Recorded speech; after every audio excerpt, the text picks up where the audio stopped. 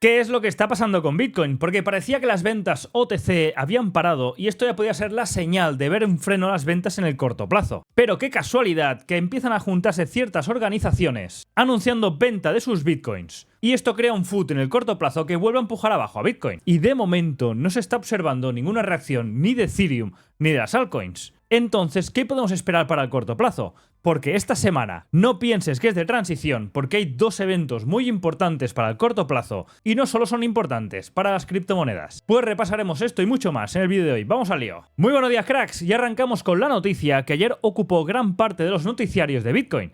Y es el comunicado de Mt. Gox, donde informan que a partir de principios de julio aproximadamente van a empezar los reembolsos tanto de Bitcoin como de Bitcoin Cash que fueron incautados en el caso de Mt. Gox. En este caso hablamos de unos 141.000 Bitcoins y Bitcoin Cash por un valor aproximado de 9.000 millones de dólares. Pero atención, que los reembolsen no quiere decir que los vayan a vender, o que la gente que los vaya a recibir acuda más a venderlos. Pero sí que es cierto que esta noticia en anteriores ocasiones provocó caídas en el mercado, y por lo visto, ayer no fue una excepción. Por lo que ahora veremos si esta vez es la definitiva y reparten todos estos bitcoins. Y finalmente, ya sabremos qué cantidad de bitcoins aproximadamente son los que finalmente son vendidos. Y el banco británico Standard Chartered, de más de 800.000 millones de dólares bajo gestión, informa que va a crear una mesa de operaciones al contado para comprar y vender tanto bitcoins como Ethereum. De esta forma se convertirá en uno de los primeros bancos globales en ingresar al comercio de criptomonedas al contado. Y esto será gestionado desde London y en principio estarían a punto de iniciar las operaciones para ofrecer este trading en spot de Bitcoin y Ethereum. Y pasando a El Salvador, el presidente del país, el señor Bukele, ha anunciado el lanzamiento de los bonos Bitcoin Volcán y la creación de la Oficina Nacional de Bitcoin del Salvador. Y con esta iniciativa buscan impulsar la adopción de Bitcoin y atraer inversores al país, consolidando El Salvador como un pionero en el uso de criptomonedas a nivel gubernamental. Por lo que parece que estos bonos Bitcoin finalmente van a ver la luz después de más de 2 años de retraso y van a ser usados para financiar el proyecto de la Bitcoin City. Y según CoinShares, la semana pasada fue la segunda semana consecutiva donde los productos de inversión en activos digitales registran salidas, y en este caso por un total de 584 millones de dólares. Y atención, porque es la mayor cantidad en un periodo de 2 semanas de salidas desde que Estados Unidos aprobó los ETF de Bitcoin al contado. Esta también es otra variable de presión bajista que estamos viendo en los precios. Y concretamente Bitcoin tuvo 630 millones de salidas y Ethereum 58 millones de salidas. Eso sí, según una encuesta de Nomura, el banco japonés, la mayoría de los inversores institucionales de Japón planean invertir en criptomonedas en los próximos 3 años. Y te recuerdo que si te gusta y valoras mi trabajo, dale al like, suscríbete al canal y recuerda activar la campanita de aquí abajo para estar al día cuando subo nuevo contenido. Y ahora, pasando a repasar los ETF de Bitcoin al contado, otro día negativo, y es que ya llevamos 7 jornadas consecutivas con salidas en los ETF de Bitcoin al contado. Otra variable más, junto con lo que os acabo de comentar, de más presión bajista para Bitcoin de cara al corto plazo. Porque a la vez que seguimos viendo esta presión bajista, fijaros como otros van fomeando el activo. Porque atención con esto, porque Michael Dell, que es la persona número 14 más rica del mundo y CEO de la compañía Dell, publicó en su Twitter una foto de Bitcoin. Y es que este señor está mostrando interés por Bitcoin hasta el punto de hacer retweet a post de Michael Saylor. Y también conocemos como la empresa pública japonesa Metaplanet pretende copiar la maniobra de MicroStrategy y anuncia que va a emitir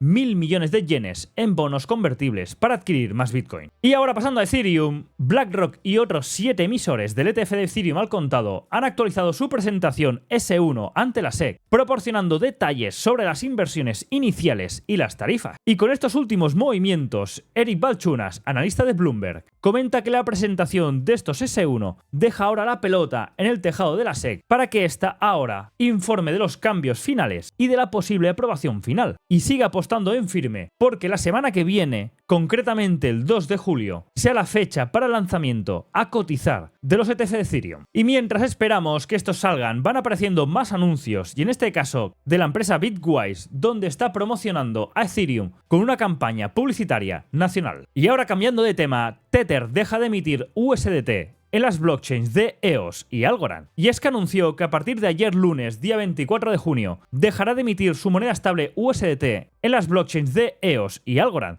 debido a la baja adopción y a la poca demanda en su moneda dentro de estas redes. Y comentan que esta decisión permitirá a Tether concentrar sus recursos en las plataformas con mayor actividad y uso de USDT. Y esta salida se va a completar en los próximos 12 meses. Y es que no es la primera vez que USDT de Tether elimina el soporte en su moneda estable en algunas redes en las que opera. Y es que el año pasado, acordaros que la empresa anunció la eliminación del soporte de USDT en las redes de Bitcoin de Omni, Bitcoin Cash y Kusama. Y por último, atención con esto, porque CoinStats, la aplicación de carteras de criptomonedas, ha cerrado temporalmente su aplicación después de sufrir una brecha de seguridad que compromete a 1.590 billeteras, o el equivalente al 1,3% de todas sus billeteras. Y la empresa comunica que está trabajando para solucionar este problema y ha recomendado a los usuarios que tomen medidas de precaución para proteger sus activos. Y ahora pasando a la economía, el viernes de la semana pasada conocíamos los datos de PMI preliminares de servicios y manufacturas del mes de junio en Estados Unidos. Y estos sorprenden más positivos de lo esperado, con un PMI de servicios en 55,1, cuando se esperaba 53,4 y veníamos de un 54,8, por lo que aparece bastante por encima de lo esperado, que la previsión era más pesimista que el dato anterior. Y en el caso del manufacturas, aparece un PMI de 51,7, cuando se esperaba un 51 y veníamos de un 51,3, el mismo caso que en el caso de servicios, superando la previsión y el dato anterior. Por lo que en teoría estos buenos datos no serían buenas noticias para el mercado. Pero por contra, mirar este gráfico donde podemos ver las quiebras en Estados Unidos, las cuales están aumentando rápidamente. Y en este gráfico recoge las quiebras desde el mes de enero hasta el mes de mayo. Y vemos como 275 grandes empresas se han declarado en quiebra, que es la segunda cifra más alta desde 2010, cuando salíamos de la gran crisis financiera. Y es que está la presión que están ejerciendo también los tipos de interés, que más de 7.000 empresas en todo el mundo, con plantillas de más de 130 millones de personas, están informando que no están pudiendo devolver los préstamos y se están ahogando en sus propias deudas. Por lo que vemos más señales de que cada vez posiblemente estemos más cerca de un cambio en estímulos económicos. Pero quienes parece que no pierden el tiempo es aquí en España, y es que según este artículo, España lidera la subida de impuestos al trabajo en la Unión Europea en este último año. Y es que España se ha convertido en el país de la Unión Europea que más ha incrementado los impuestos al trabajo este último año, y esta subida afecta tanto a empleados como a empleadores. Y es un factor clave en este análisis de esta presión fiscal tan alta en el caso del trabajo dentro del contexto europeo. Y la pregunta se repite, ¿por qué siempre somos líderes en este tipo de cosas? Y ahora, pasando a las acciones, ayer Apple subió un 0,50%, a pesar de que estaba subiendo mucho más, y anuncia que va a retrasar el lanzamiento de la funcionalidad de la inteligencia artificial en la Unión Europea debido a la Ley de Mercados Digitales, la DMA, y la compañía advierte a sus clientes europeos que por culpa de esta ley se van a perder las nuevas funciones de inteligencia artificial para los iPhones cuando éstas se lancen para finales de este año. Y es que ya que hablamos de Apple y Meta están manteniendo conversaciones sobre la integración del modelo de inteligencia artificial generativa de Meta en el Apple Intelligence. Ahora pasamos a Amazon, que ayer bajaba casi un 2%, cuando anunciaba que se está preparando para subir el cobro de comisiones de Alexa para incluir inteligencia artificial, por lo que fijaros que quizás los costes en este sector se están empezando a disparar y los números no salen tanto como pensaban, pero también informa que estaría preparando un asistente de inteligencia artificial que va a competir con ChatGPT, cuyo nombre en código es Metis. Ahora pasando a McDonald's, que ayer subió un 0,35 cuando anuncia que va a lanzar un menú de low cost por $5. Ahora pasando a Airbus, que subía un 0,24%, ya que anuncia que recorta su previsión de entregas de aviones para el año fiscal 2024. Ahora pasamos a Paramount, que subía un 1,58%, tras comentar que va a aumentar los precios de sus planes del streaming. Y por último, Nvidia, que fue el que lastró todo el mercado ayer, sobre todo los índices de SP500 y Nasdaq, con una caída de más del 7%, a pesar de que Jefferies eleva el precio objetivo de Nvidia a $150 por acción, pero las acciones de Nvidia, desde que tocaron los máximos en 140, ya acumulan una pérdida del 15%. Y como siempre te comento que yo para operar todos estos mercados utilizo el broker de Quanfury, que por aquí abajo te dejo el código QR para descargar la aplicación, ya que si te das de alta con el código John y fondeas la cuenta, recibirás una recompensa de hasta $250, aparte de apoyar al canal. Y ahora pasamos a ver cómo está este sentimiento de miedo codicia en el mercado tradicional, que está en 40 en la zona de miedo, mientras que en criptomonedas ahora sí que se ha reajustado de golpe después de esta gran caída de ayer, y estamos en la zona de miedo, la zona de 30. Grandes caídas acompañadas de miedo en el mercado suelen ser buenas zonas de compra. Y ahora pasaremos a revisar lo que nos depara para esta semana. Y es que hay dos eventos clave a vigilar Uno es el PCE, el dato de inflación en Estados Unidos, el cual es un dato que se fija mucho la Fed, y segundo, las elecciones francesas, por el impacto que puedan tener dentro de la Unión Europea. Empezamos hoy martes conociendo el dato de PIB en España y el dato de confianza al consumidor, el Conference Board, en Estados Unidos. Luego pasamos a miércoles con dato de venta de viviendas nuevas en Estados Unidos e inventarios de petróleo también en Estados Unidos. Luego pasamos a jueves, que es otro día importante de la semana porque conoceremos las ventas minoristas en España, PIB del primer trimestre en Estados Unidos, datos semanales de desempleo y el primer debate presidencial en Estados Unidos. Los mercados que hacen las predicciones indican una probabilidad ligeramente mayor de una victoria de Trump que de una victoria de Biden, pero sobre todo nos centraremos en el debate, qué es lo que dicen, cómo lo dicen, y veremos si tratan el tema de las criptomonedas y qué tienen que decir cada uno de los candidatos sobre este tema. Y por último pasamos a viernes, que es el dato importante de la semana, con el PIB en Reino Unido, dato de IPC en España y atención, dato de inflación, el PCE del mes de mayo en Estados Unidos, dato que se fija mucho la Fed. Y por último, informe de política monetaria también de la Fed. Y atención, porque no todo acaba aquí, porque el viernes tiene lugar el rebalanceo semestral en el Russell 1000, 2000 y 3000, por lo que la volatilidad en estas pequeñas y medianas empresas puede aumentar bastante. Por lo que será una semana bastante importante, aparte de que tiene lugar 8 eventos de declaraciones de miembros de la Fed que seguramente van a añadir más leña al fuego. Y por último, esta semana a nivel de resultados, atención al miércoles al cierre con los datos de Micron y el jueves al cierre con los datos de Nike. Y ahora ya sí, pasando a los mercados, el viernes tuvimos un vencimiento masivo y de momento no vemos gran afectación a los mercados, pero ayer lunes arrancamos con un día sin grandes sorpresas y tampoco se está observando un posicionamiento bajista. Esto sería una buena señal para seguir arriba de cara al corto plazo. Pero ayer el activo que frenó a los mercados fue Nvidia, que por su gran tamaño y peso dentro de los índices hizo que el S&P 500 y el Nasdaq acabaran en negativo, a diferencia del Russell y el Dow Jones, que tuvieron un día verde porque no tienen Nvidia dentro de su índice. Para que veamos el simple peso de este activo que fue capaz de tumbar a S&P 500 y Nasdaq, a la vez que veíamos un Russell 2000 y el Dow Jones en positivo, porque el peso de este monstruo no afectó dentro de estos índices. La cuestión es que después de este reajuste en los mercados, según encuestas y sentimiento del mercado, entre los grandes gestores de capital se observa mucho optimismo alcista. De hecho, este optimismo es el más alto desde noviembre de 2021, que era cuando estábamos en pleno bull run. Y también se detectan niveles de poca caja libre. Y todas estas señales normalmente suelen ser contraindicadores. Y es que acordaros que concretamente este optimismo tan elevado empezó en marzo de 2023, justo en esta zona de aquí abajo, que coincidió con el rescate bancario en Estados Unidos. Y cuando la Fed empezó a retirar este factor de riesgo de los mercados, empezó a traer una pérdida de miedo y un exceso de confianza al mismo. De hecho, desde entonces, el S&P 500 ha subido un 42%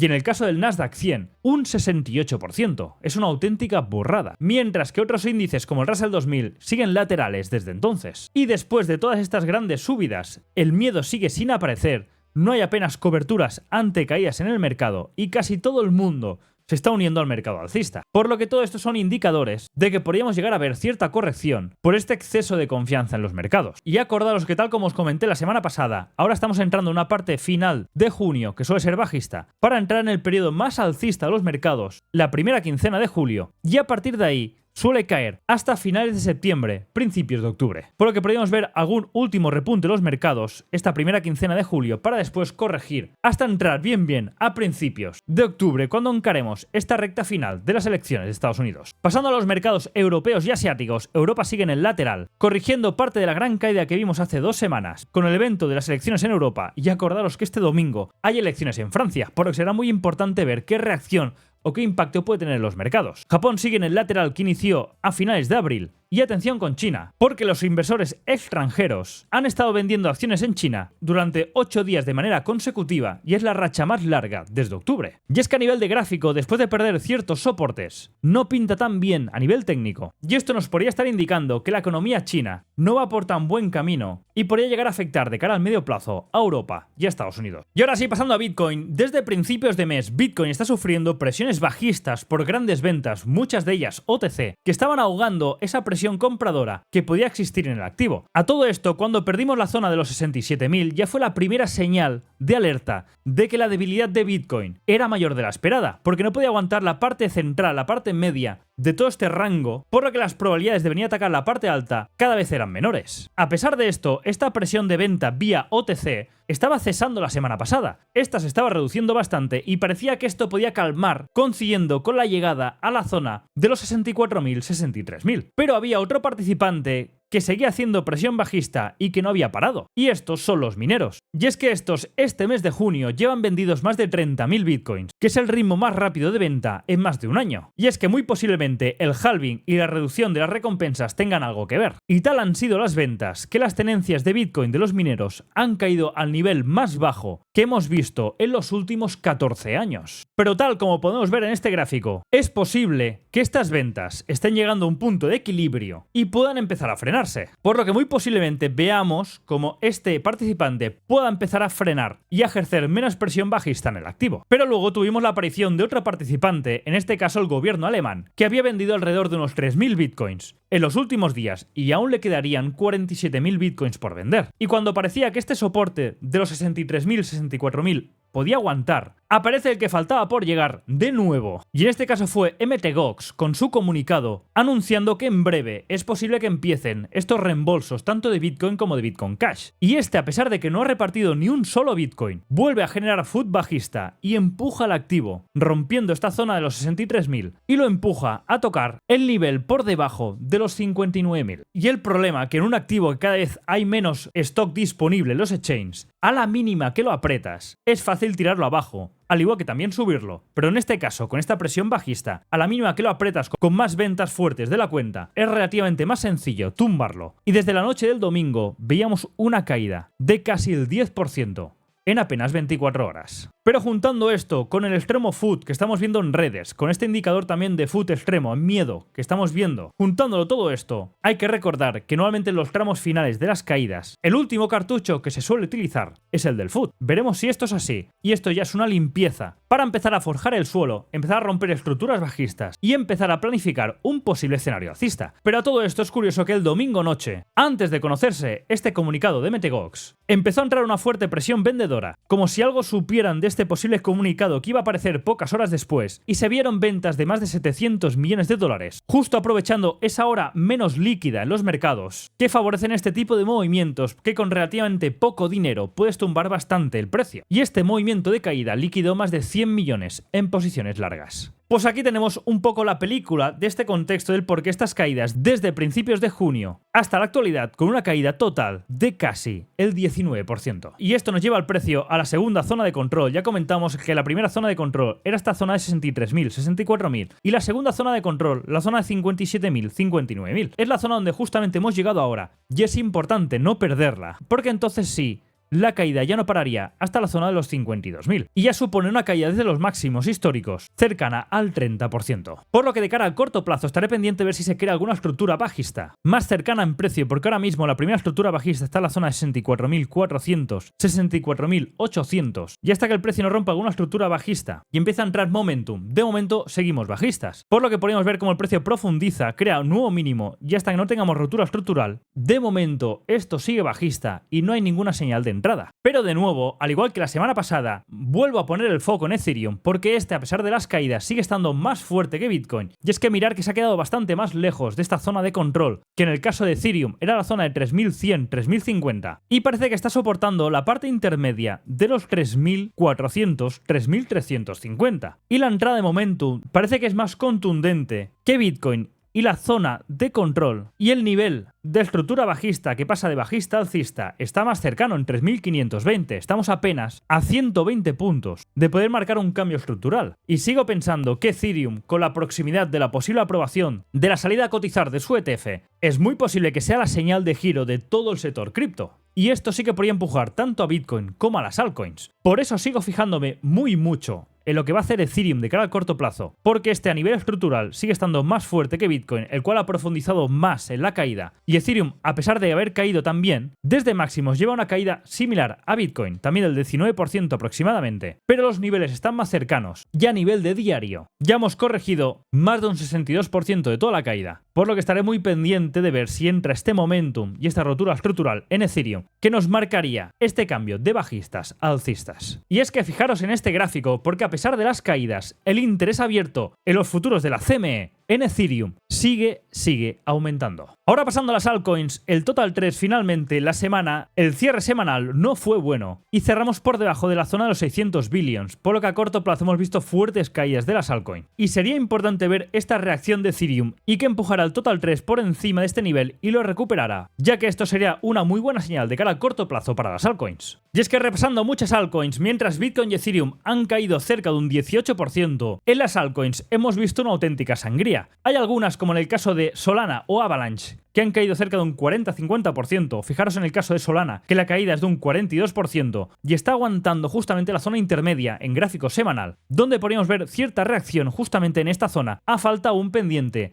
de esta rotura de patrón bajista y sobre todo de esta entrada de momentum en Ethereum. Fijaros que el gráfico es muy similar a Avalanche, donde están apoyando en ciertas zonas importantes que iniciaron la entrada de momentum a finales de 2023. Pero en cambio vemos otras altcoins, como es el caso de Sui, por ejemplo, que a nivel técnico están en zonas interesantes para forjar posibles suelos, pero las caídas están cercanas al 60-70% desde la zona de máximos. Lo mismo, por ejemplo, para Aptos, también con fuertes caídas. Y esto en parte es debido, por ejemplo, como el caso de Avalanche, que durante el fin de semana se vieron ventas puntuales que llegaron a tumbar el precio del token más de un 10% en muchos exchanges. Y este es el problema de tener poca liquidez en momentos puntuales, que con una pequeña cantidad de dinero llegan a tumbar bastante el precio. Pero en cambio, como punto positivo, hay ciertos tokens que están aguantando bastante mejor, como es el caso de Ocean, como el caso también de Agix, como el caso de Fechai, ya que estos tokens, ya sea por el empuje de la inteligencia artificial o en el caso de la fusión de estos tres tokens, están aguantando bastante mejor y alguno de ellos empezando a romper ciertas estructuras, mostrando las creaciones de suelo de cara a corto plazo. Y en cambio hay otros activos, como el caso de Netmine, que vuelven a la zona de suelo, a la zona de 5.50, volviendo a tocar puntos de acumulación muy buenos de cara al medio plazo. Y ahora pasando a divisas, mucha atención esta semana a las elecciones de Francia el domingo, que van a ser la primera vuelta, y el domingo que viene van a ser la segunda vuelta, porque según los resultados podríamos ver una reacción bastante fuerte del euro de cara al corto plazo. A nivel técnico, fijaros el DXY,